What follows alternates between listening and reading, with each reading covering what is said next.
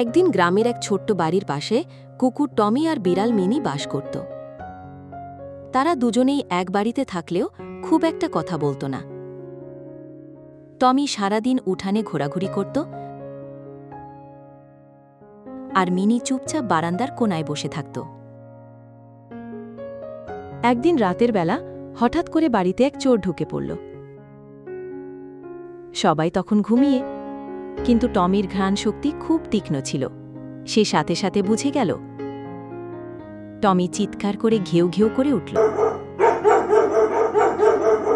সেই আওয়াজে মিনি দৌড়ে গেল জানালার পাশে